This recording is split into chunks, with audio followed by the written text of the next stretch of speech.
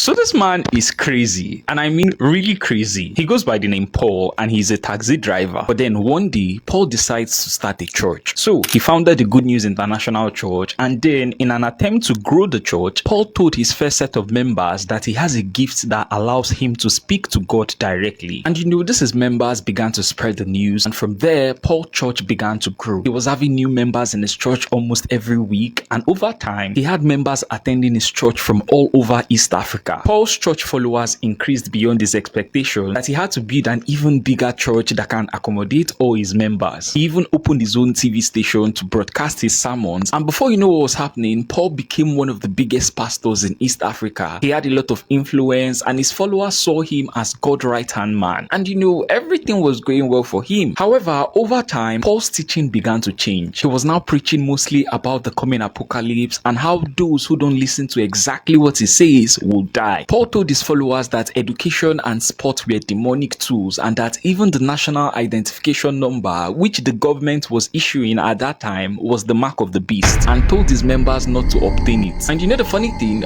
Paul members actually followed all these teachings and did exactly as Paul said, and they kept on doing all this until one day. On that day, the police got a report that Paul was preventing some of his members and their kids who were living inside his church with him from going to the hospital, despite some of them being sick, because he believes that the hospital is of the devil. At this point, the government already had enough of Paul's craziness. So the authorities raided Paul's church and rescued a whole lot of people from there, including kids. Then they shut down the church, shut down his TV station, and Paul was charged to court, but somehow he got released. After Paul's release, he sold off the remaining properties he had left, such as his cars, and then he relocated to another community. And just like that, no one heard anything again from Paul or his church. He literally disappeared. However, 4 years after Paul's relocation to this new community, some of the community members noticed that people were going missing from the community. And the report then was that most of them were going into this particular forest, aka the Shakaola forest. And when they go in there, they would never come out again. Another man also reported to the police that his wife, who is an air hostess, quit her job, sold off her properties, took their son, and then went to the forest also. So the police began investigating, and when they raided the Shakaola forest, they discovered that after Paul's arrival to this community 4 years ago, he went into that forest since it was a deserted land, and then he started his church again. But this time, he took his craziness to the next level. He told his followers to resign from their jobs, burn whatever educational certificates they have, sell off their properties, hand over the proceeds to him, and then they should come to the forest. When they arrived at the forest, Paul told them that if they want to see Jesus, they would have to fast till they drop dead. And these members began fasting. At this point, I don't even know if he mind controlled them into doing something like this, because Paul himself wasn't partaking in this death fasting that he told his members to partake in. Anyways, when the authorities came into the forest, they met some of the people who were still fasting, and these people were beyond lean. And the crazy part is, when they were offered food, they refused to eat it because they really wanted to see Jesus and they didn't want to break the fast. Eventually, they were all rescued, and after thorough examination of the forest, the police found over 400 corpses that had died from the so-called fasting. And out of this 400 corpses, 191 were kids. So this was how Paul was arrested. He was charged with the murder of 400 people. His trial started on the 7th of March 2024, and it is still ongoing. I hope this time he doesn't get released as he was released the last time. Anyways, this all happened in Kenya.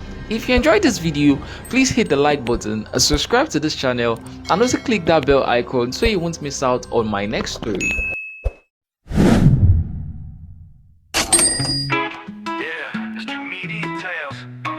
Secrets left in the veil, truths hidden in the shadows. We bring to light, one day we shine, and you gon' shine. Listen, I've been digging through the dirt where the secrets lie low, where the whispers turn to echoes nobody wanna know. Jamaica digging deeper, feed the people what's real. Truth hitting heavy, every story gon' heal. I see the mask they wear, I tear them off in my rhyme. 1,000 untold chapters we revealing with time. 1,000,000 silent voices, now we giving them sound. We lift them up from the shadows, let the lost be found. This your media tales, this the spark in the dark. When the truth hits your soul, you ignite that spark. One day we gon' shine, yeah, we breaking these walls. When I shine, you shine, we gon' rise, we gon' call. Shine with the tales, feel the flame in your chest, hidden truth to the world, put the lies